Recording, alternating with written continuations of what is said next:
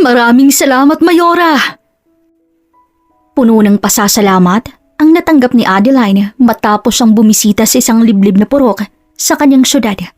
Nang mabalitaan niyang naapektuhan sila ng bagyo nakarang araw, ay hindi siya nagdalawang isip na magbigay ng tulong sa mga nasalanta. Namigay siya ng mga bigas, dilata, tubig, mga damit at kasalukuyang magiging bahay ng mga nasalanta. Kaya ang lahat ay nagulat sa kabaitang taglay ni Adeline na marami na ang bumilib kahit noon pa lamang na bago pa lamang siya sa politika ay malaki nang naging ambag niya bilang isang mayora. Siya ay 35 anyos, lumaki sa mayamang palad ng pamilyang Enrique na kilala na sa politika at ngayon siya ang sumunod sa kanilang yapak. Habang kinakausap at namimigay ng ayuda si Adeline sa iba pang nasalanta ng bagyo, ay biglang may humablot ng kanyang kamay dahilan ng kanyang pagtumba sa maputik na sahig. Higit sa lahat ay may biglang lumapit sa kanya at may binulong to. Magbabayad kayo sa lahat ng pangungurap at karapastangang ginawa niyo sa amin. Lalong-lalo ng asawa mo. Bago pa nakalingon si Adeline sa taong nagsabi noon, ay nakaalis na to at hindi man lamang niya nakitang pagmumukha ng nagbanta. Hindi rin siya agad natulungang maitayo dahil dinudumog siya ng mga tao. Saka na siya natulungan nang makalapit na ang kanyang bodyguard. Ayos lang po ba kayo, ma'am? Okay lang ako. Salamat. Ramdam ni Adeline ang takot sa bulong ng isang estranghero kanina. Lumingalinga pa siya sa paligid. Nagbabaka sakaling nandun pa ang taong yun. Pero wala na. Para itong multo na kusang nawala. Itinabi niya muna ang kaba sa sarili at saka ngumiti ulit sa mga tao na imbis ipakita ang natatakot siya sa banta ay mas mirabuti niyang alisin muna ang bumabagabag sa kanyang isipan. Sumapit ang hapon ay naging maayos na rin ang lahat. Nabigyan na ng ayuda ang lahat at nasa mabuting kalagayan na ang mga pamilyang nawalan ng bahay. Nakasandal na nakaupo na ngayon sa loob ng sasakyan si Adeline habang nakatulala at nakatingin lamang sa labas. Pabalik na sila ngayon sa syudad at dahil mahaba pang biyahe dahil malayo't liblib ang purok ay tahimik lamang si Adeline. Ang kasama niya sa sasakyan ay walang iba kundi ang kanyang bodyguard na nagngangalang Alvord. Madalas ang pagtingin nito sa front mirror nang mapansing tahimik ang kanyang amo. May problema ho ba, ma'am? Masakit po bang ulo ninyo? Pwede naman pong idiretso ko na kayo sa mansyon at ako na pong kukuha kay Jean. Umiling bilang sagot si Adeline, sabay tingin sa salamin at sinigurado si Alvord na okay lang siya. Okay lang talaga ako, Alvord. Salamat sa pag-aalala. Tsaka, nangako na ako kay Jean na pupuntahan ko siya ng school. Tumango naman bilang sagot si Alvord, pero ramdam niya talaga na may mali sa mga inasta ng mayora. Si Alvord at Adeline ay magkakilala noon pa lang. Mula high school pa si Adeline ay si Alvord na ang kanyang bodyguard at hanggang ngayon siya pa rin ang nag-iisang nagbabantay kay Adeline. Bago pa marating ni Adeline ang paaralan ay nag-ayos muna siya ng sarili at nang tumapat ang sasakyan sa mismong paaralan nito ay tumatakbong nakangiting isang dalagitang si Jean saka pumasok ng sasakyan. Hi Mom! Hi Tito Ward! Pagbati ni Jean sa bayakap sa ina niyang si Adeline. Tito Ward na rin ang tawag niya sa bodyguard ng kanyang ina. Si Jean ay nasa edad 13. Inampon siya ni Adeline mula sa isang orphanage. Agad din naman niya itong sinabi sa bata at hindi naman to nalungkot ng malamang ampon lang siya dahil isang mabait at mapagkumabang bata si Jean. Kamusta sa school? Classmates mo ba yung mga kasama mo kanina sa labas ng gate? Yup. Actually, they have a plan to hang out this afternoon, but I declined because I will be having a date with my mommy. And of course, kasali ka rin po, Tito Ward. Hindi na kailangan, Jean. Mas mabuting kayo nilang ni Ma'am Adeline ang magkasama. Dahil minsan lang kayong magbonding.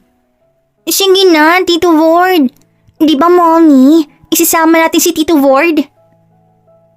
Nagkatinginan sa front mirror sina Alvord at Adeline na napangiti at saglit na napaisip. Well, if you are to ask me, Matagal na rin nung hindi tayo nakapag-bonding with your Tito Ward. Kaya, yes, isasama natin siya. Pero, Ma'am Adeline... Ako nang bahala sa'yo. Tsaka, you also deserve to have some time to hang out. Di ba, anak? Yes, Tito Ward. Kaya sa ayat gusto ninyo, sasama kayo. Mahinang natawa si Adeline nang sumayaw-sayaw pa talaga si Jean sa saya. Napatingin naman si Adeline kay Alvord na hindi magawang maghindi dahil mismong si Adeline na ang nagsabing kasama siya. Kaya pareho silang napangiti sa isa't isa. 6:00 na ng gabi nang marating nilang isang yayamaning restaurant. Tahimik ang loob at konti lamang tao, kaya maaliwalas at payapa ang restaurant. Sa may gilid nila naisipang umupo. Magkatabi ang mag-ina at sa kaharap namang upuan ay si Alvord. I'll go to the comfort room first, Mom. Okay, mag-ingat ka. Naiwan ngayon sa mesa sina Adeline at Alvord. Tahimik lamang ang dalawa habang nagmumuni-muni. Maya-maya pa'y dumating ang isang waiter. Good evening, ma'am, sir. This is our menu. Thank you. Tahimik lamang na namimili sina Alvord at Adeline pero natigilan sila nang may sinabi ang waiter. We also have a special menu good for our family. Sa tingin ko'y kasama niyo pong anak ninyo. Kaya heto po ang menu namin, exclusive for a happy family like you. You got it wrong. We are not a husband and wife. Nagkatinginan sina Alvord at Adeline bago muling ibinalik ang tingin sa waiter na kaagad nang hingi ng tawad sa dalawa. Dinala na lamang ni Alvord at Adeline ang lahat sa mahinang pagtawa at saka bumalik na rin galing sa banyo si Jean. Sabay silang kumaing tatlo. Nagkwento rin si Jean habang nakikinig naman sina Alvord at Adeline. May tawanan ding naganap na para bang kung titingnan mo ay isang masayang pamilya nga silang tatlo. Matapos kumain ay naisipan ng mag-ina na mamasyal sa malapit na parke. Puno ng makukulay na lights ang lugar habang hawak kamay silang naglalakad at nasa likod naman nila si Alvord. Mom, nakontak mo na po ba si Dad? Magtatatlong beses nang tinanong yun ni Jean sa kanyang ina pero pareho pa rin ang sagot ni Adeline. Hindi, busy ang linya ng papa mo. Pangiting tumango naman si Jean kahit sa kaloob-looban ay nalulungkot siyang hindi nakasamang ama sa bonding nila. Maybe next time, he can come with us, anak. You told me that last time, Mom, pero hindi pa rin siya sumulpot. But, it's okay. Ramdam ni Adeline ang lungkot sa boses ng anak. Alam niyang sa kaloob-looban ay pilit na iniintindi na lamang ng kanyang anak ang hindi pagsulpot ng kanyang ama. Buti na lang nandito si Tito Ward. He can protect us, Mom. Bulong ni Jean na kinangiti ni Adeline bago binigyan ng tingin si Alvord sa likod na tahimik namang binabantayin silang dalawa. Tama ka. Never naging absent ang Tito Ward mo na protektahan tayo. Nakauwi na rin sila sa mansyon.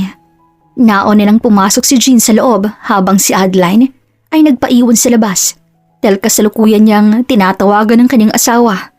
At sa halos 10 beses na tawag ay sa wakas nakontak niya na rin to. Dante, where are you now? Hey, calm down. Bakit galit na galit ka? Anong meron? Dante ang pangalan ng asawa ni Adeline. Ikinasal lamang sila sa papel dahil lamang sa partnership business ng kanilang mga magulang. Isang congressman si Dante at minsan lamang to umuwi dahil sa pagkakaalam ni Adeline, palagi itong busy. Huh, really? You want me to come down? Alam mo ba kung anong araw ngayon? Responsibilidad ko pa bang alamin kung anong araw ngayon, Adeline? I am busy because I am a congressman. Hindi mo ba yun naiintindihan, ha? I am also busy, Dante. Pero anong klaseng ama ka ba kay Jean? Ikaw mismong nagplano ng bonding na to, yet there you are, eating your own words. Ay di sana hindi ka nilang nagplano na lalabas tayo together with Jean. Okay, I'm sorry. I forgot, Adeline. Nasaan si Jean? Kakausapin What for? To apologize again? Papahingahin mo naman ang anak mo sa kakaintindi sa'yo, Dante. For goodness sake. If I were you, mas mabuting bumawi ka kay Jean. You better make that happen. Hindi na hinintay pa ni Adeline na magsalita si Dante dahil tinapos niya ang tawag. Buntong hiningang napasandal siya ng sasakyan habang nakatingin lamang si Alvord sa kanya. Mas mabuting magpahinga na po kayo, ma'am. Umiling bilang sagot si Adeline. No, I want to see him now. Dalhin mo ako sa office niya. Maimportante akong sasabihin sa kanya. Okay, ma'am. Sagot ni Alvord sabay paharurot nito ng sasakyan. Ang dahilan kung bakit pupunta ni Adeline ng asawa ay dahil gusto niya itong kausapin patungkol sa naging banta na natanggap niya kanina sa isang purok. Gusto niyang malaman kung may masama nga ba talagang ginagawa ang kanyang asawa na hindi niya nalalaman. Nang marating nila ang office, ay akmang lalabas sa sana si Adeline ng sasakyan nang pigilan siya ni Alvord. Bakit? Anong meron? Sa tingin ko po, sasakyan po ni Sir Dante yun. Sabay turo ni Alvord sa sasakyang kalalabas lamang ng parking lot. Sa kanya nga yan, pero siya pupunta. Mas mabuting sundan natin siya, Alvord. Pinaharurot din ni Alvord ang sasakyan upang sundan si Dante na nakalayo na sa office. Saan ba siya pupunta? Hindi naman dito ang daan papunta sa bahay Halos 10 minutong sinusundan ni Adeline at Alvord si Dante hanggang sa huminto ito sa isang mamahaling hotel. Nakaparada lamang ang sasakyan sa tapat ng entrance pero hindi lumalabas doon si Dante. Do you think he's here to stay for a night? May bahay naman siyang uuwian Nagkibit-balikat naman si Alvord sa teorya ni Adeline pero maya-maya pa ay isang babaeng nakasuot ng maiksi na dress. May dalang mamahaling bag ang siyang pumasok mismo sa mismong sasakyan ni Dante. Kaagad na naintindihan ni Adeline ang mga nangyayari pero imbes na lumabas at mag-iskandalo mismo sa harap ng hotel ay mas pinili niya lamang manatili sa loob ng sasakyan. Higit sa lahat, kitang-kita ni Adeline ang paghahalikan ng dalawa sa loob. Kitang-kita rin to ni Alvord. Ma'am, mas mabuting umalis na ho tayo. Tumango bilang sagot si Adeline bago pinanda ni Alvord ang sasakyan paalis. Tahimik lamang ang biyahe pero si Alvord ay tila hindi mapakali para kay Adeline. Kaya hininto niya ito sa gilid ng tahimik na highway. What's wrong? Why did you stop the car? Hindi nagsalita si Alvord. Lumabas siya ng sasakyan at saka pinagbuksan si Adeline ng pinto sa kabila. Anong problema, Alvord? Tsaka ko nasasabihin sa inyo kapag lumabas kayo. Anong ibig mong sabihin? Walang ideya si Adeline na lumabas ng sasakyan habang hinihintay na magsalita si Alvord. Anong gusto mong sabihin, Alvord? Base sa naaalala ko, ginawa na natin ito noon, ma'am. Kapag galit ka, dumadaan tayo sa tabi ng tahimik na highway at isisigaw mo lahat-lahat ang galit ninyo. Kaya, gawin nyo na. Kusang napatitig si Adeline kay Alvord na taimtim na naghihintay sa kanya. Tumingin sa madilim at tahimik na malapad na lupain si Adeline. Huminga siya ng malalim bago malakas na sumigaw. Matagal tong matapos bago nawala ng hangin si Adeline kaya tumigil na siya sa pagsigaw at kasunod doon ang malakas nilang pagtawa sa isa't isa at sabay silang napasandal ng sasakyan. Tila sila'y bumalik noon kung saan sa tuwing nakakaramdam ng higit na galit at puot si Adeline ay kaagad siyang dinadala ni Alvord sa tahimik na lugar at hinahayaan siyang isigaw lahat ng galit niya.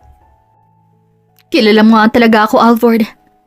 24 na taon mo na akong kasama bilang tagapagbantay mo. Kaya halos, kilalang kilala na kita, ma'am. Alvord, I've been telling you to call me by my name. Huwag mo na akong tawaging ma'am, please. Umiling bilang sagot si Alvord. Nire-respeto po kita. Higit sa pangako na sinabi ko sa mga magulang ninyo.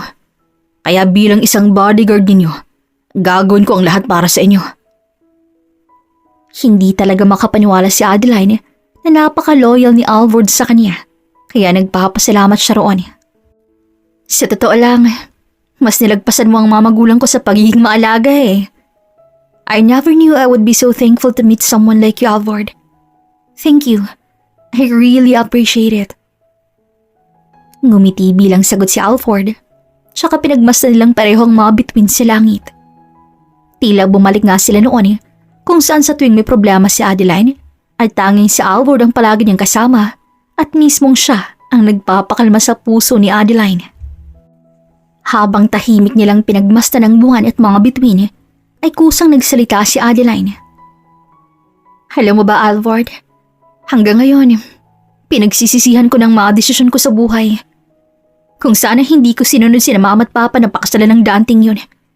Malaya at payapa sana ako ngayon. But at the same time, I am happy that I met our adopted daughter.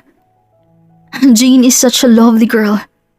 At sa araw-araw ko sa pagsiservisyo, naging inspirasyon ko na siya na kumayod sa buhay. Hindi ako nasaktan nang makita ko si Danting may kasamang ibang babae. Kahit maghubaran pa sila sa harap ko, o kahit makita ko pa siyang may 10 kabit, I don't care. I really don't care. Pero, naalala ko bigla si Jean.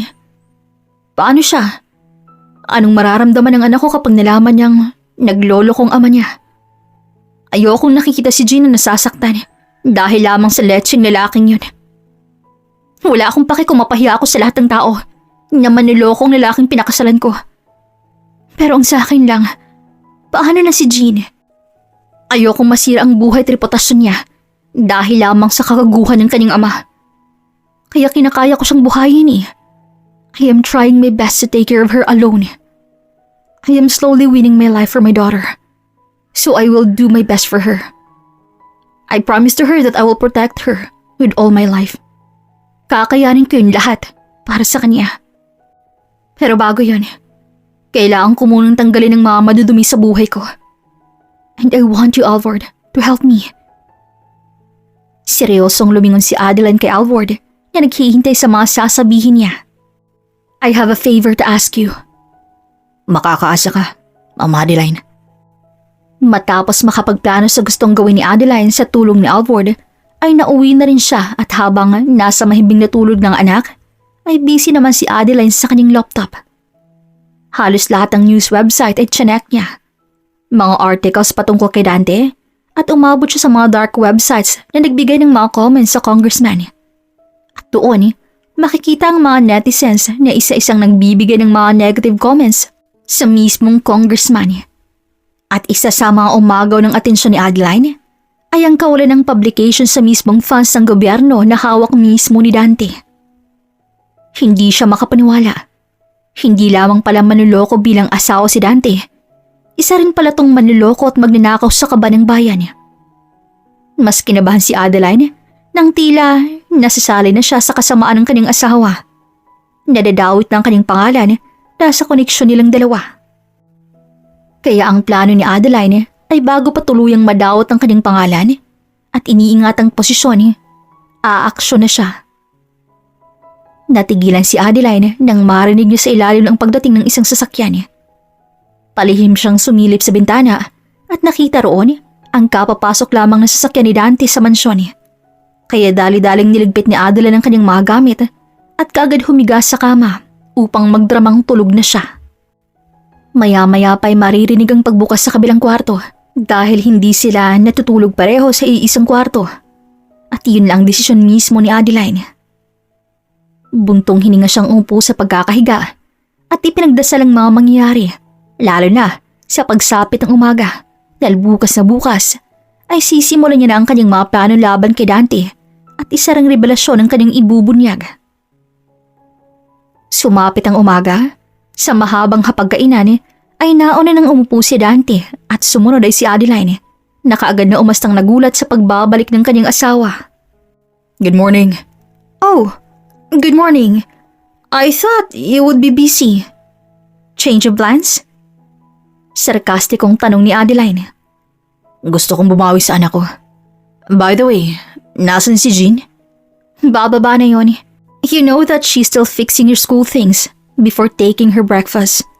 Come on, Dante. Hindi mo pa rin talaga kilala ang anak mo.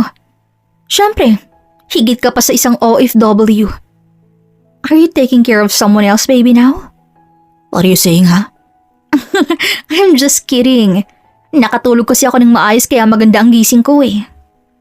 Kahit ang totoo, ay gustong-gusto ni Adeline na itapon lahat ng gamit sa mismong pagmumukha ni Dante ngayon. Dad? Nagulat ang kabababa lamang ni Jean nang makitang ama. Surprise anak! I'm here now. Sabay bukas nito sa mga kamay. Nagbabakas sakaling yayakapin siya nito. Pero naglakad lang to sa kaharap na pwesto ng upuan. Kitang-kita yun ni Adeline at pinipigilan ng sariling matawa. I thought you would be having an early meeting, Papa. That's what you texted me last night.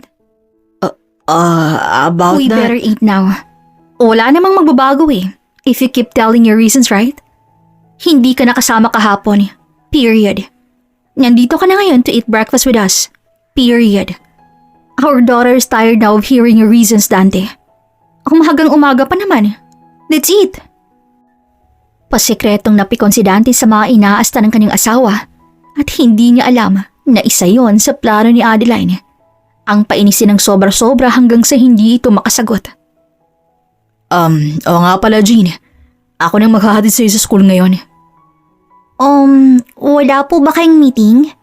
Mamaya pa namang 9 a.m. Makakaya pa kitang ihatid. Mahinang natawa si Adeline na kinatigil ni Dante at kunot-noong nakapatingin sa kanya. What's funny? Huwag mo nang pilitin na ihatid ang anak mo, Dante. Look, she's worried about you. Kasi alam niyang heavy traffic ang mangyayari mamayang 8:00 sa mismong highway, malapit sa school nila.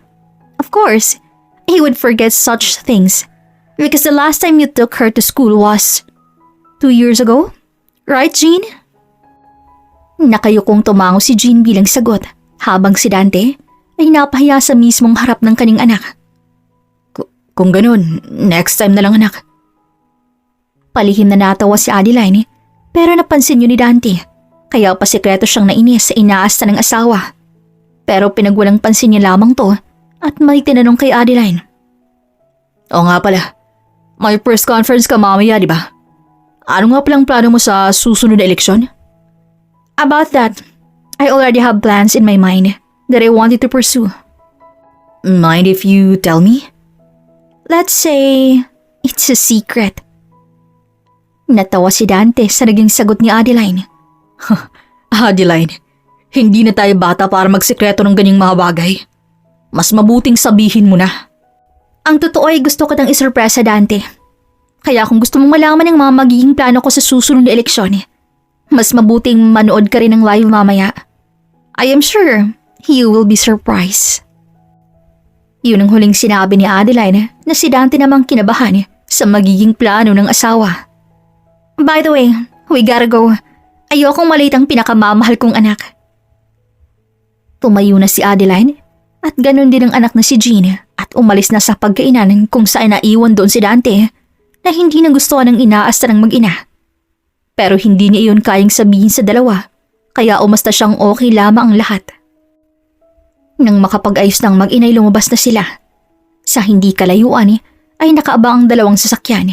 Ang isa pagmamayari ni Adeline at ang isa naman ay kay Dante kung saan naghihintay na ang kanyang driver. Mom, bakit wala si Tito Vord? May importante siyang ginagawa ngayon. Kaya ako munang maghahatid sa'yo, okay? Okay, Mom.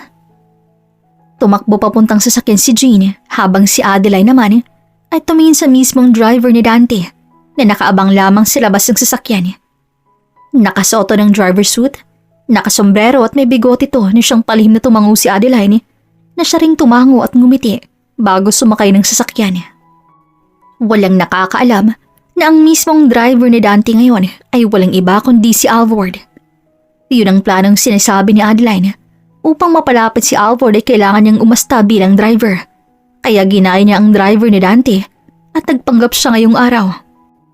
Nang makaalis na ang dalawa, ay sunod na ring lumabas si Dante papuntang sasakyan nito at hindi man lamang napansin na ang driver niya ay siya palang spy ni Adeline.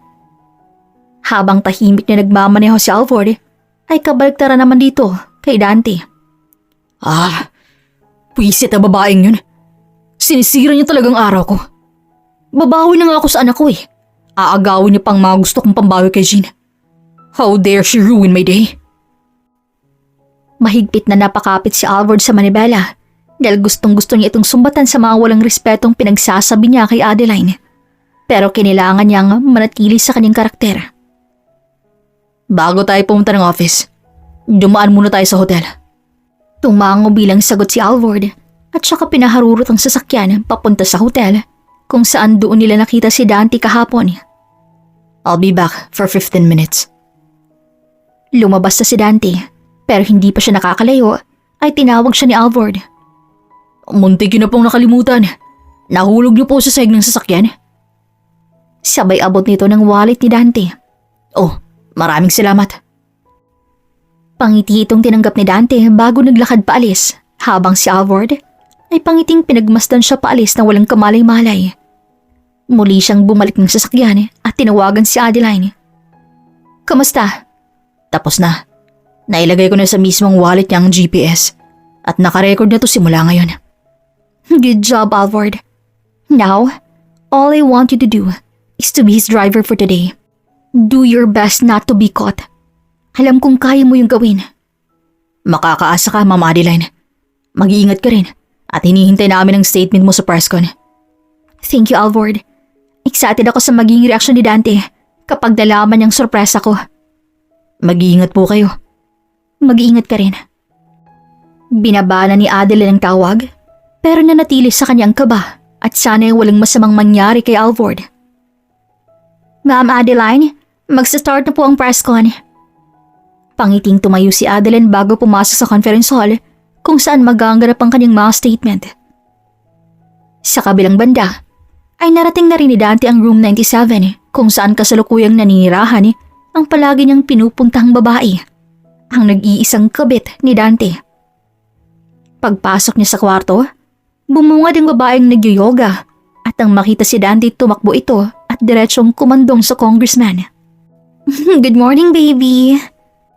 Siya si Janet, isang ballet coach na nakatira sa isang mayamang hotel na si Dante mismong gumastos. Nagkakilalang 2 buwan ang lumipas na kahit alam ni Janet na may asawa ng congressman ay pinatulan pa rin niya to sa isang sikretong dahilan na siya lamang din ang nakakaalam. Parang isang mayamang mag-asawa ang dalawa at hindi man lamang inisip ang pamilyang sinira nila. Sabi mo, dito ka matutulog kagabi. Pinaasa mo na naman ako. Sorry baby.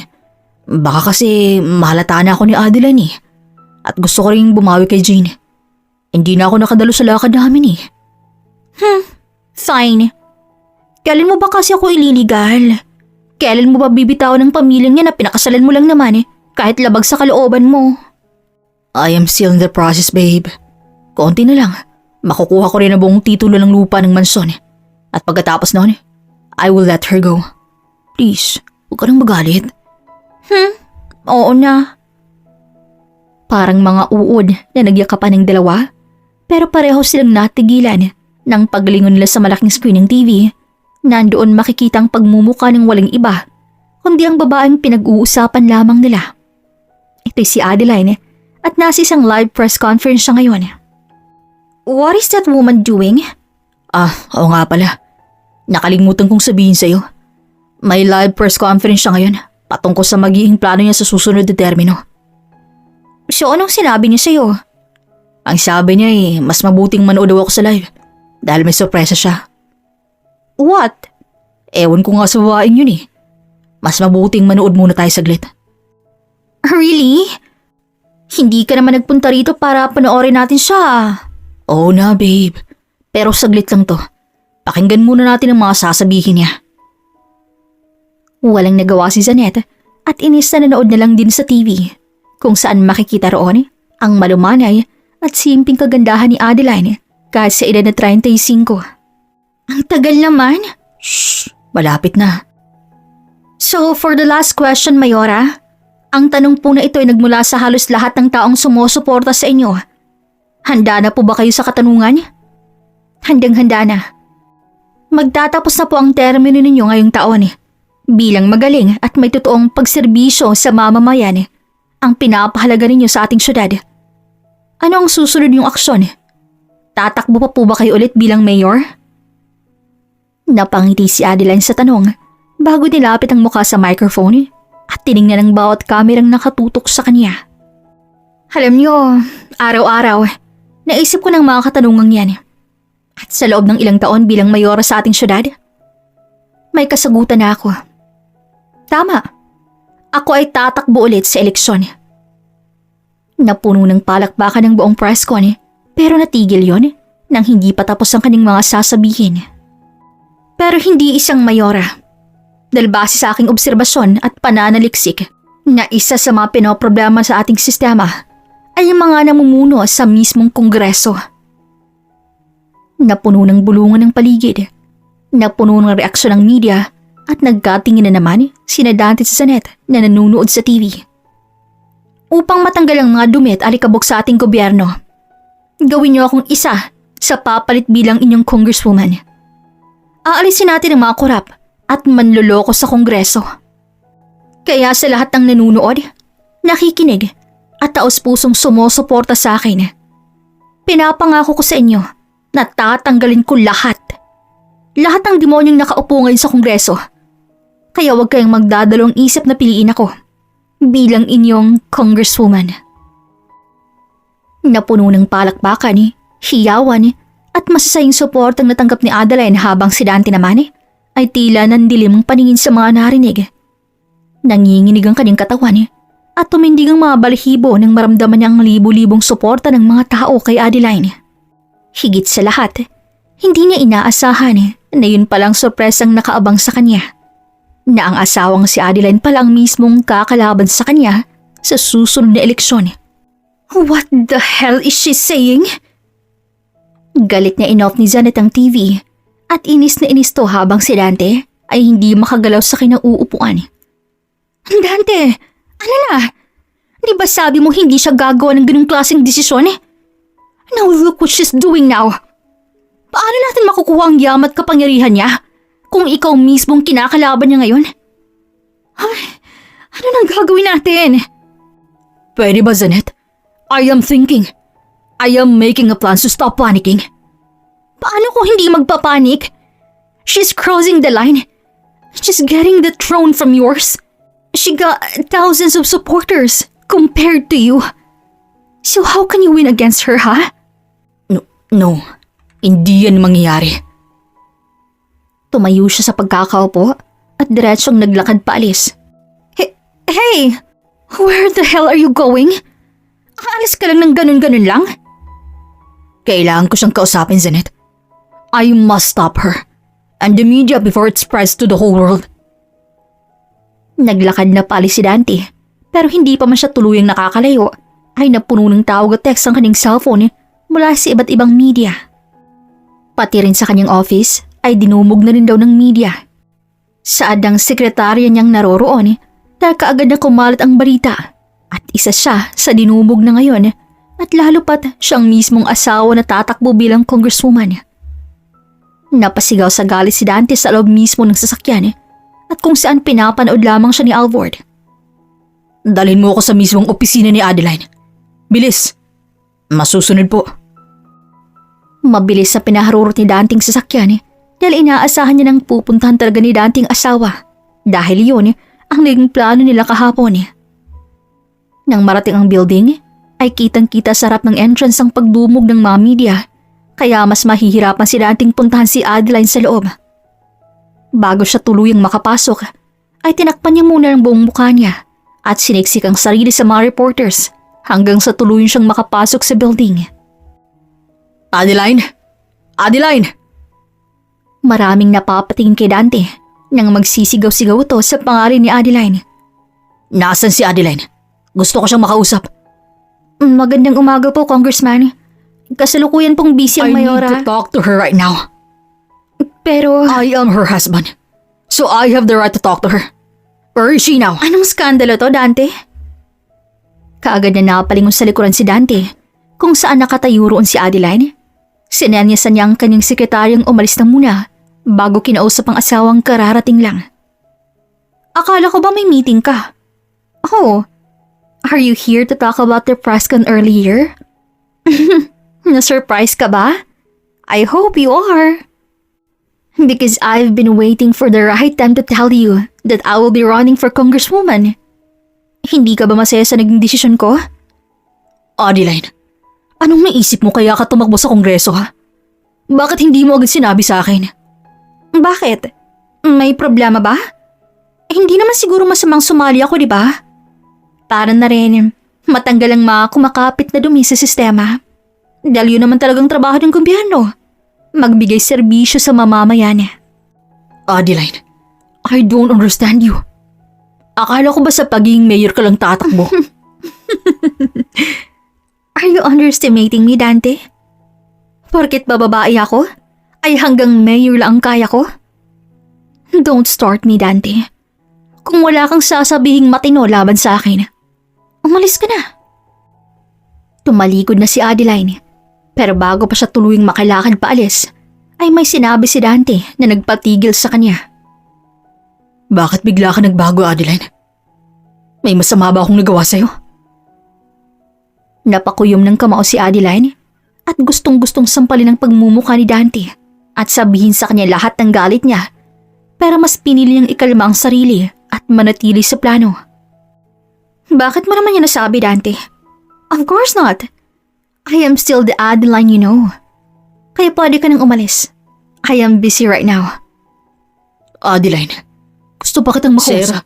Umalis na po muna kayo. Dinudumog na po ang opisina ng mga media at mas lalong dudumog to kapag nalaman nilang nandito po kayo.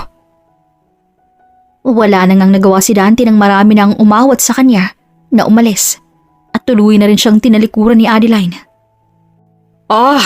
Kainis! Pabagsak na umupo si Dante sa sasakyan habang pinapanood lamang siya ni Alvord. Napansin niyo ni Dante kaya pinagalitan niya to. What are you looking at, ha? Drive! Sorry po, sir. Kaagad na nagmaneho si Alvord patungo sa tinatrabahuan nito at kasabay din noon ang paggalat ng mga articles sa media. Maraming nagtanong din kung bakit kinalaban mismo ni Adeline ang kanyang asawang si Dante sa kongreso. May iba rin nagsisabi na napag-usapan to ng mag-asawa at naisipang labanan ng isa't isa. Maraming opinyon ang lumabas kahit ang totoo, wala talagang alam si Dante roon dahil kagagawan lamang to lahat ni Adeline. Good job for today, Alvord. Sa sikretong espasyo ng opisina ni Adeline ay nagkita ang dalawa. Iniabot ni Alvord ang isang clip na naglalaman ng audio recording ni Dante at ang kabit nito. Malaking bagay nito para sa mga plano ko. Maraming salamat. Wala po yun. So, ano na nga pong plano ninyo? Ano pang maitutulong ko? Ang unang naisip agad ni Adeline ay kung sinong malanding dumidikit kay Dante. I actually don't care about the affair, but I want to know who is she. That woman. I want you to look for her. Tell me her name and her face. Also, look for her background. Masusunod po. Pangiting pinagmasdan ni Adeline si Alvord at napansin ang collar nito na medyo hindi na ayos ang pagkakalagay. Aalis na sana to ng pigilan ni Adeline. Oh, wait. Let me fix your collar. Natigilan si Alvord nang nilapitan siya ni Adeline at hawakan ang kanyang collar.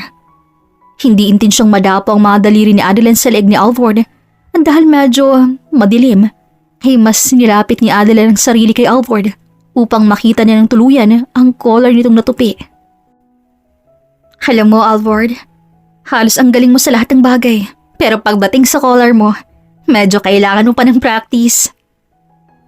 Sabay silang natawa at hindi inaasahan na nagtagpo ang kanilang mga mata at nanatili iyong nakatitig sa isa't isa. Ramdam nilang pareho ang pag-init ng kanilang mga pisngi at paglakas sa mga pintig ng kanilang mga puso. Pero may biglaang tumunog sa labas ng kwarto at dahil doon, napatalon sa gulat si Adeline at nawalan siya ng balanse sa pagtayo. Kaagad naman siyang nahawakan ni Alvord sa bewang nito. Dumaan ng halos 5 segundo bago umatras si Adeline. Gabi na pala. Mauna ka na muna sa sasakyan. Liligpitan ko na muna ang mga gamit ko. Sige. Dali-daling umalis si Alvord habang si Adeline ay napahawak sa kanyang dibdib nang maramdaman ng kusang paglakas ng pintig niyon. At ganoon din si Alvord na pababa na ng office. Sa kabilang banda ay parang dumaan sa matinding labanan ng buong kwarto ng room 97. Puno ng damit ang paligid.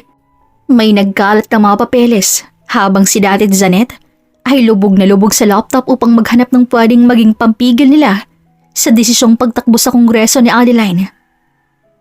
Bakit mo ba kasi siya hinayaang tumakbo, Dante? Look what we're doing now. Para tayong mga basang sisiw. Just help me, will you? Para din naman to sa'yo eh. Tulungan mo lang ako maghanap ng kahit isang article o kahit negative comment patungkol kay Adeline. Kailangan natin gumawa ng issue para susuko siya sa pagtakbo sa kongreso. Sumasakit na yung mata ko kakahanap. Tsaka, halos papurit suporta naman ang lahat ng to eh. Even the oldest article from a news report were all good news about her. Kung sana hinarap mo na lang siya at pinagsabihang tumigil siyang tumakbo, hindi sana okay lang tayo ngayon. Ginawa ko na nga yan, sabi. I did all I can to stop her. I tried to manipulate her. Pero hindi siya nadadala. Hindi nga ako makapaniwala kung bakit eh. Hindi naman siya ganun noon. Para siyang tutang sumusunod lamang sa akin. Pero ngayon, para na siyang tinubuan ng sungay at umaastang nagmamagaling. Kasi hinayaan mo. Sinabihan na kitang umaksyon ka na. Tapusin mo ng connection mo sa kanya. Pero ano? Sabi mo maghintay lang ako, di ba? And that's why itong napapala sa paghihintay. Naunahan niya tayo. Kainis. Kung wala talaga tayong mahanap na pwedeng gawing issue sa kanya, I have another plan in mind. Ano yun? Sabihin mo na. Gagawin na natin. Kakalabanin natin siya sa kongreso. Pero ang problema, mahihirapan ang pagkapanalo ko. Dahil medyo rumami ng nakakaalam ng pangungurap ko sa public funds. So, what's the connect? Naglakad palapit si Dante kay Janet at hinawakan ng 2 pisngi nito. Kakalabanin natin siya sa kongreso at ikaw ang ipanglalaban ko. What? I can be your guide. Sundan mo lang lahat ang sasabihin at iuutos ko. And all you need to do is to be the opposing team. Pero Dante… This is the best plan we should do, Janet. Kaibiganin mo si Adeline. Maging ally ka niya. And while you are together, hanapan mo siya ng dumi. At kung wala kang mahanap, ikaw ang maglagay ng dumi sa pangalan niya. This is for our future, Janet. I will give everything to you kapag nagawa mo ang plano natin. Understood? Nagningning ang mga mata ni Janet sa naisip na plano ni Dante. Kanina lang ay kinakabahan siya.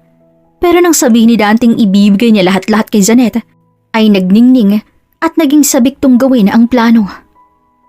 Promise me that you will give everything I will ask. I promise. Mahigpit na niyakap ni Janet si Dante at napatili sa saya. Pero ang hindi nila alam ay narecord na lahat ng GPS ang kanilang mga boses at kasalukuyan tong pinapakinggan ni Alvord at saka sinimula ng pananaliksik kung sino ang pangalan ng kabit nito. Sumapit na ang mga araw kung saan magkikita-kita ang mga tatakbo sa kongreso. Hindi pa nagsisimula ay puno na ng mga taong buong gymnasium.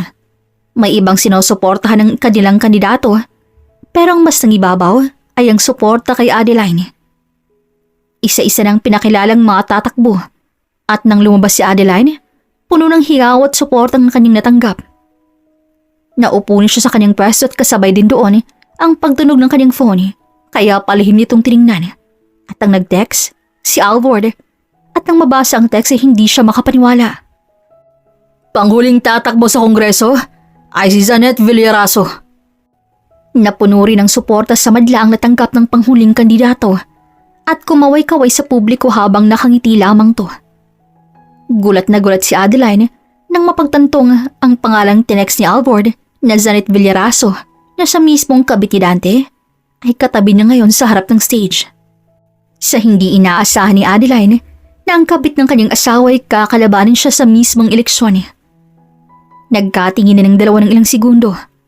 Gulat na gulat si Adeline pero kaagad niyang naalala ang mga plano.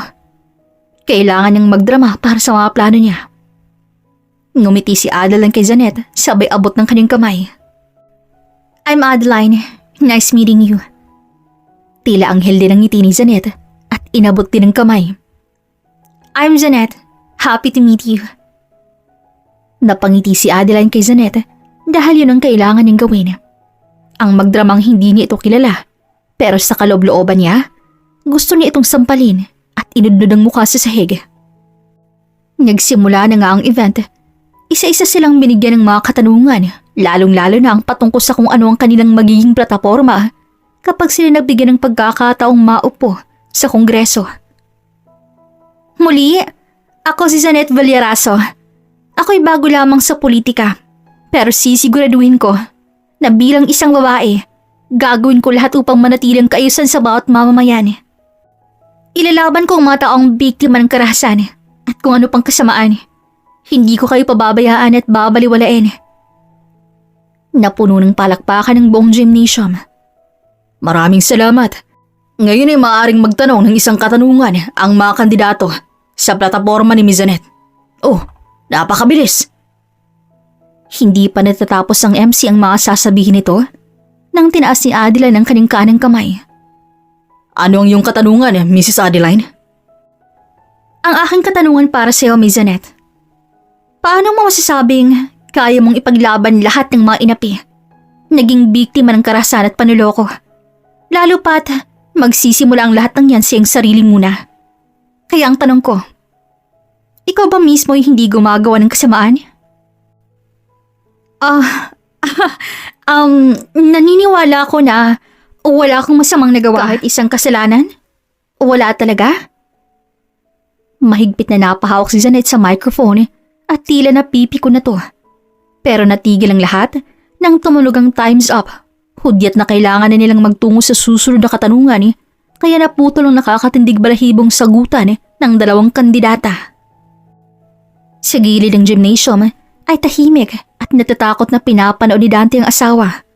Kung paano ito lumaban ng harap-harapan at muntika na silang mabuking sa buong mundo. Bisit kang babae ka. Makakaganti rin kami sa'yo. Bulong ni Dante sa kaning sarili bago naglakad paalis, bago pa may makakita sa kaning mga media. Nang matapos ang mga katanungan, ay binigyan sila ng pagkakataong makapag-usap sa isa't isa upang masiguro ng mga mamamayan na maayos lamang ang kanilang pakikitungo sa isa't isa. Hi, nice meeting you, Mayora. Nice meeting you too. Zanet, right? I've been introducing myself again and again earlier. I guess you have short memory term of remembering my name. Oh, I know. It's just that I tend to forget names intentionally. But don't worry. From now on, I will always remember your beautiful name, Zanet. You know what? I've been a big fan of you, Mayora. Ang marami ka nang nagawa sa mga mamayan and I guess you're always so busy in life. Pero make sure ha, na naaalagaan mo rin ang pamilya mo. As far as I know, your husband is one of the former congressmen. Tama ba ako? Tama ka. Asawa ko nga si Dante. And also, huwag kang mag-alala. Naaalagaan ko naman ang anak ko ng maayos. And about Dante naman, I think he's now the right age for me to take care of him, diba? Kaya niya na ang sarili niya. He can handle it. Pero paano kung hindi niya na kaya? Baka naghihintay lang siya na tanungin mo siya kung kailangan niya ba ng tulong. If that's so, I can hire a bodyguard for him. I can hire you too. I think he would fit to be his bodyguard. What? I'm just kidding. Dinala na lamang ni Zanet ang lahat sa mahinang pagtawa. Sa kaloob-looban ay tila nag-aapoy nito sa galit habang si Adeline ay gusto ng matawa dahil pinipiko niya talaga ang kabit nito hanggang sa maubusan ng pasensya. By the way, I'm so happy to talk with you. Kung gusto mo, magkita tayo ulit. Sure, I would love to. Can you give me your phone? I'll save my number. No need. You can have my card. Sabay abot ni Adeline sa business card niya. Kaya dahil doon, mas lalong napikon si Zanet. Sa tingin ko kasi wala kang card na may bigay. But it's okay. You can have mine. Just call me if you want us to meet, okay? Nice meeting you again. Bye! Naglakad na paalis si Adeline habang naiwang nakapako sa pwesto si Zanet. Nakakuyom ang kamao at gustong-gustong sirain ang card na kanyang hawak. Nang makauwi sa hotel, ay pabagsak siyang umupo sa sofa habang si Dante kaagos siyang nilapitan. Kamusta? Nagawa mo bang makausap siya? Nakuha mo bang loob niya? That woman! Kainis! Wala siyang hiya para maliitin ako. Sinabihan niyo ba kung paano niya akong i-hire maging bodyguard mo? Zanit naman. Sarcastic at biro lang yun. I know! But she's getting on my nerves. Calm down. So, what else happened? But luckily, she wanted us to have a meet-up. She gave me her card. Jackpot. Nagawa mo. Oo na. Pero nakakapikon talaga siya eh. Gusto ko siyang sabunutan. Zanet, kumalma ka na. Dapat nga maging masaya tayo eh. Dahil napahagat mo siya sa patibong natin. Hanggang sa hini-hini na kayong maging close isa't isa. At magagawa mo ng plano nating taniman siya ng issue. Siguraduhin mo lang na may premyong pinaghirapan ko ha. Oo naman. Sa kabilang banda, ay rinig ni na Alvord at Adeline ang mga pinagtataksilang dalawa at mga plano nito kay Adeline. Ang akala nila, kumagat ako sa patibong without them knowing that I am the one who created this all.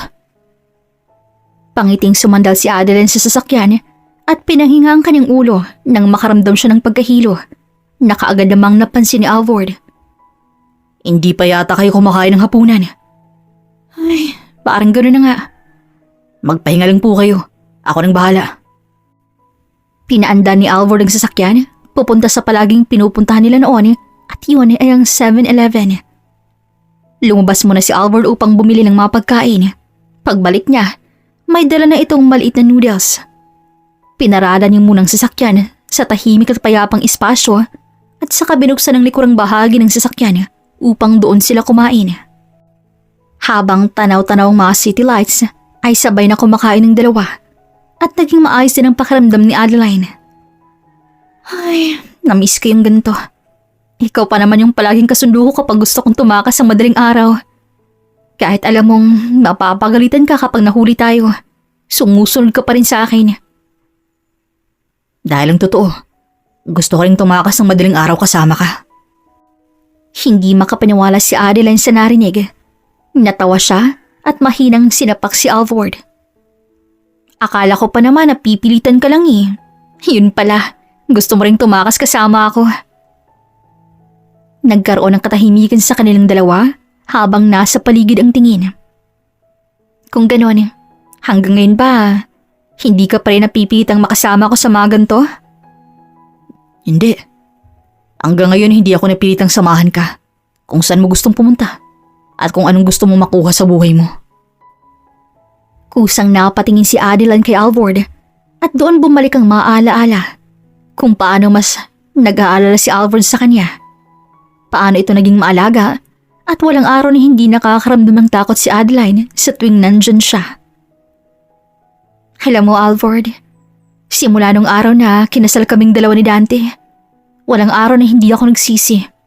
Na kung sana lang, mas nagpakatotoo ako sa sarili ko. Hedi sana... Masaya ako para sa iyo, Adeline. Ginawa mo lang lahat ng yun para sa kabubuti ng pamilya mo. Hindi eh. Mali ang naging desisyon ko dahil naging selfish ang pamilya ko. Mas pinili nilang sarili nilang kaligayahan kaysa sa sarili kong kagustuhan. Sa tingin mo ba, Alvord, huli na para baguhin ang buhay ko? I am now 35 and I have a daughter. I don't think I still have the right to choose the life I wanted. Biglang hinawakan ni Alvord ang kanyang kamay. Ang mainit na palad nitong gumapos sa kanyang balat ay para bang nagpakalma sa umaapoy niyang puso. Kung gusto mong baguhin ang buhay mo, kung gusto mong magsimula ulit, nandito ako para tulungan ka, Adeline. At alam mo na kaya ko yung patunayan sa iyo. I can handle everything about you. Nanatiling nagkatitigan ng dalawa sa halos 1 minuto. Walang kumakalas sa parabang sabik silang tingnan ng isa't isa sa mga mata. Hanggang sa kusang gumalaw ang katawan ni Adeline. Hinay-hinay na lumapit kay Alvord hanggang sa dumapo ang kanyang labi sa lalaki pero agad din siyang lumayo. Sorry, masyado kong binigyan ng kahulugan ng mga sinabi mo. Sa hindi inaasahan ni Adeline, humalik pabalik si Alvord sa kanya. Matagal to bago naglayo ang kanilang mga labi pero nanatiling maamong mga mata ni Alvord kay Adeline. Totoo naman talagang higit pang lahat sa mga ginagawa ko para sa'yo eh. Alvord, anong ibig mong sabihin? Gustong gusto kita, Adeline. Mahal na mahal kita noon pa lang. Hanggang ngayon hindi yun nagbago. At gagawin ko lahat mapasaya ka lang. At hindi ako makasama mo sa huli. Tinakpan ni Adeline ang bibig ni Alvord, sabay ngiti. Ang tagal kong naghintay na sabihin mo yan. Anong ibig mong sabihin? Mahal din kita, noon pa lang. Gustong gusto kitang makasama, Alvord. Nang marinig yun ni Alvord, ay hindi siya makapaniwala na may lihim din palang pagtingin ng babaeng gusto niya. Kaya hindi siya nagdalawang isip na sanibin ang buong labi nito na noon pa niya gustong gawin. Binuhat niya si Adeline upang kumandong sa kanyang mahita habang patuloy ang kanilang mainit na paghahalikan. Naging magalaw silang pareho na dahilan nang magkapindot ng sasakyan kaya otomatiko itong nagsarado. Saglit silang napatigil at mahinang natawa sa isa't isa bago pinagpatuloy ang mainit na namamagitan sa dalawa sa ilalim ng bituin at ng buwan. Kinabukasan ay inaasahan nga ni Adeline ang tatawag si Janet kaya nagkita sila sa isang restaurant. Inaasahan ko talagang tatawag ka. I'm happy to see you again. I am more happy to see you. So, how are you? Oh, I had a very good sleep last night. How about you? Nakatulog ka ba ng maayos? Oo naman. Pagsisinungaling ni Janet dahil ang totoo, hindi maalis sa kanyang isipan ng inis at inggit kay Adeline. So, what do you want us to talk about? You know, I've been so curious to ask you this. What is really your reason why you decided to run as a congresswoman?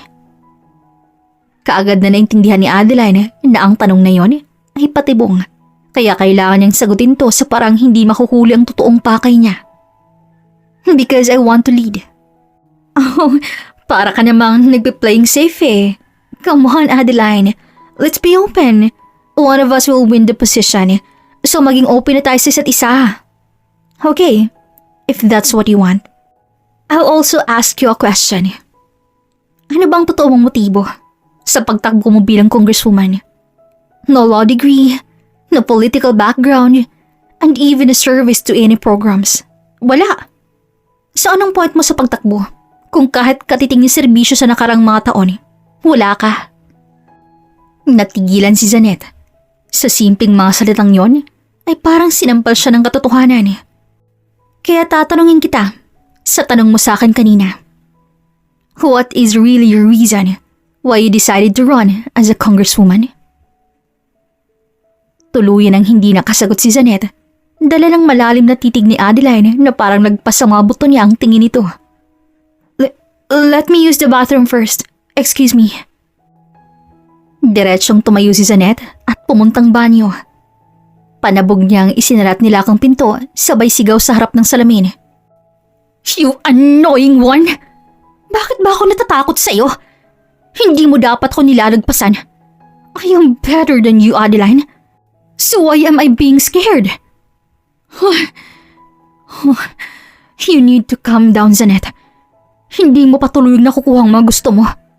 Konting tiis na lang. I will make sure she will pay for this.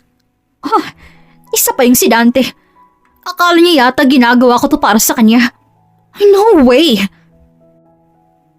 Inayos ni Janet ang kanyang sarili at naglabas ng ngiti sa labi. I am doing this for myself. I will become the richest woman in the world. Kaya ginagamit ko si Dante para makuha ko lahat-lahat. At pagkatapos nun, I will leave him behind. Mangyayaring lahat ng to. Konting tiis na lang, Janet. Pagkatapos niyon, muli siyang lumabas para balikan si Adeline. Pero hindi niya alam na may camera na naka-install sa tabi ng isang flower pot na nakalagay sa gilid ng lababo. At kitang-kita roon ang buong pagmumukha ni Janet. Handa na sanang muling harapin ni Janet si Adeline, pero pagbalik niya ay wala na ito sa kinauupuan at nag-iwan lamang ng perang ipambabayad mismo sa pagkain. Kaya mas lalo siyang nabwisit. Lumipas ang 4 na araw, dumating na rin ang pinakahihintay ni Adeline, ang resulta sa eleksyon. Ang araw din kung saan magaganap ang napakalaking revelasyon laban kina Dante at Janet. Sigurado ka bang mag-isa ka lang papasok sa loob? Tumango bilang sagot si Adeline. Basta, kapag kailangan mo ng tulong, huwag kang magsaya ng oras na tumawag sa akin. Huwag kang mag-alala, Alvord. Kaya ko to. Bago pa tuluyang makalabas si Adeline ng sasakyan, ay mahigpit siyang niyakap ni Alvord. Tandaan mo, proud na proud ako sa'yo. Dahil sa lahat ng sakripisyong nagawa mo para kay Jean at sa sarili mo. Mahal na mahal kita, Adeline. Mahal na bahal din kita, Alvord. Maya-maya'y lumabas na rin siya at mag-isang pinasok ang election hall kung saan nandoon ang mga kandidato, lalong-lalo na si Janet at mga media dahil isang oras na lang ay lalabas na nga ang resulta. Suot-suot ang pulang dress at mahabang heels. Sabayan pa ng kagandahang taglay ni Adeline ay pumasok siya ng hall na dahilan ng pagtingin ng halos lahat ng tao sa kanya. Lahat ay namangha sa angking kagandahan ni Adeline pero si Janet ay nanlumo at inggit na inggit to sa pasabog ng dala. Napuno ng papuri ang pagtanggap ni Adeline pero wala ni isa sa kanilang nilingon niya dahil diretso lamang ang kanyang tingin kay Janet na nakatingin na rin sa kanya. Adeline, ikaw pala yan. Pero hindi pa man natatapos ni Janet ang kanyang mga sasabihin ay malakas sa sampal ang kanyang natanggap na nagpatilapon niya sa sahig. Isang sampal na noon pa gustong gawin ni Adeline. Nagulat ang lahat sa nakita. Ang lahat ay natahimik sa pinakita ni Adeline pero hindi roon nagtatapos ang lahat. Adeline, anong problema? Malakas na tumawa si Adeline na noon pa niya tinatago. Isang tawang nagpakilabot sa buong katawan ni Janet. Don't you dare lie in front of me, Janet. Akala mo ba hindi ko alam? Akala mo yata talaga. Tanga ako para hindi malaman ng lahat ng kagaguhan ninyo. Ang galing mo naman. Pwede ka nang maging best actress. What a beautiful way to act, Janet. Pero kahit gaano pa kagaling ang pagdrama mo, tingnan natin kung kaya mo pa akong idala sa aktingan. Kinuha ni Adeline ang remote na nasa bag niya at pinindot yun. Kasabay doon ang pagtunog ng malakas na recording at higit sa lahat, maririnig ang boses ni Janet kasama si Dante. Ano ba? Nakikiliti ako, Dante. Ang bango mo naman, babe. Mas mabango ba ako sa asawa mo, Napuno ng bulungan. Lahat ay nagulat sa mga narinig at ang iba nandiri. Everyone, listen. Ang babaeng nasa harapan ko ngayon ay may lihim na relasyon sa mismong asawa ko na dating congressman na si Dante. Kasabay din noon ang pag-display ng mga photo sa screen kung saan makikita ang malarawan ni Janet at Danting magkasama. Hindi totoo yan. Adeline, nababaliw ka na. Huwag mo akong sisiraan. Hindi ka pa rin ba susuko? Then okay. Sa pangalawang pagkakataon, pinindot na naman ni Adeline ang remote. Kailan mo ba kasi ako ililigal? Kailan mo ba bibitaw ng pamilyang niya na pinakasal mo lang naman kahit labag sa kalooban mo? I am still in the process, babe. Konti na lang. Makukuha ko rin ang buong titulo ng lupa ng mansyon. At pagkatapos nun, I will let her go. Hindi lang lihim na relasyon ang meron sila. Meron din silang plano na pabagsakin ako. Nanakawin nila lahat ng pinaghirapan kong binuo. At sa huli, iiwanin ako. Hindi. Huwag kayong maniwala sa kanya. Gusto niya lang manalo sa kongreso, kaya sinisiraan niya ako. Fake news ang mga sinasabi niya. Hindi ako kabit. Sa pangalawang beses, mas malakas sa sampal ang natanggap ni Janet. Hindi ka pa rin ba talaga titigil? Adeline! Umalingaw-ngaw isang sigaw na nagmula sa kararating lamang na walang iba kundi si Dante. Anong ginagawa mo? Oh, mabutit nandito ka na. Kaso, medyo late ka sa mga pasabog ko Adeline, itigil mo na to. No, you don't have the right to stop me. Not anymore. Baka nakakalimutan mo. Asawa mo ako. May karapatan akong pigilan ka. Diyan ka nagkakamali, Dante. Kinuha ni Adeline sa kanyang maliit na purse ang isang papel.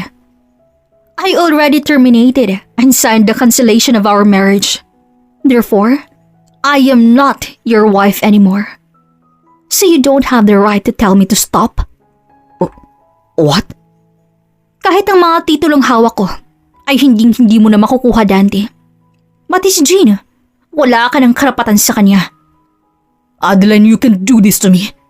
Tumigil ka na. Nakakahiya. Mahigpit na hinawakan ni Dante ang kamay ni Adeline at parang didi ng kuko sa galit. Nasasaktan ako, Dante. Bitawan mo ako. Hindi ako bibitaw kung hindi ka titigil. Pwes, tingnan natin kung hanggang saan ang kaya mo. Sabing bitawan mo siya. Napalingon si Dante sa kanyang kaliwang bahagi at sa hindi niya inaasahan, isang malakas na suntok ang kanyang natanggap mula kay Alvord. Tumakbo palapit si Janet at tinulungan si Dante. Wow! Ang sweet niya naman. Iyan, magsama kayong dalawa. Kaya mo ba ito ginagawa sa amin dahil naiinggit ka, ha, Adeline? Kasi hindi ka mahal ni Dante. Hindi ikaw ang pinili niya. At hindi ikaw ang mamahalin niya. Pinakasalan mo naman kita kahit labag sa kalooban ko, Adeline. Hindi kita gusto. At hindi ako magkakagusto sa'yo. Kaya pwede ba? Mas mabuting tigilan mo na kami. Diyos ko naman. Ang kakapal talaga ng mga mukha niyo, no? Lalo ka na, Dante. Akala mo yata, mahal ka ng babaeng yan. Eh, hindi mo nga alam kung anong tunay na pakay yun sa'yo eh. Anong ibig mong sabihin? Mas mabuting panoorin niyo ang video to. Isang video ang prinay sa malaking screen kung saan makikita si Janet sa loob ng banyo habang kaharap ang sarili sa salamin at rinig na rinig ang kanyang boses at ang totoong kulay nito. Nabigla si Dante. Janet? Sapat na yata ang video yon para matauhan ka, Dante.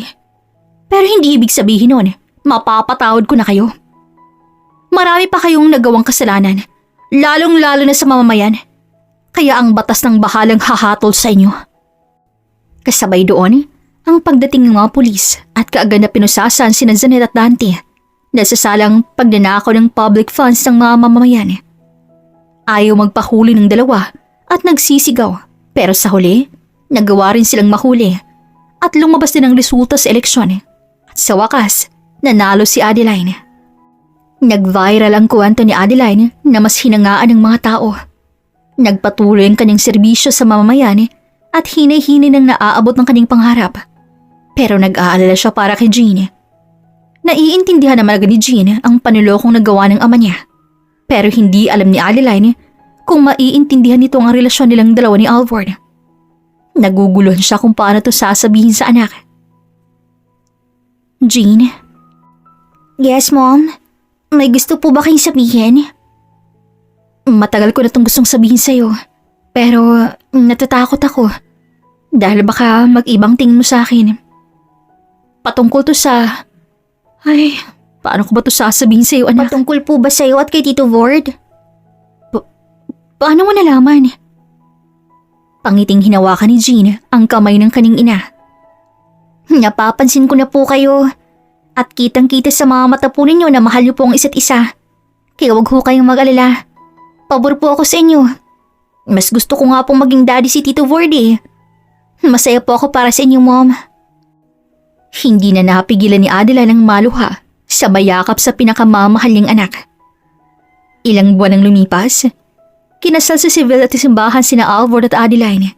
Nahatulan namang guilty sina Janet at Dante at namuhay na ngayon sa presinto. Lumipas ang ilan pang taon ay nagbunga ng isang sanggol na lalaking mag-asawa na siyang bunsong kapatid ni Jean. Nang matapos din ang termino ni Adeline bilang congresswoman, ay mas pinili niyang mamuhay ng payapa. Kaya kasamang pamilya ay namuhay sila sa bansang Canada. Pinagkait man kay Adeline ang kanyang mga pangarap, hindi naman to naging hadlang upang muling baguhin ang takbo ng kanyang buhay. Lumaban siya kasamang mga taong inspirasyon niya at ginamit niya to upang magpatuloy. Sa kwento ni Adeline, hindi pa huli ang lahat. lahat ng tao ay may pag-asa pang mabago ang buhay na gusto nila.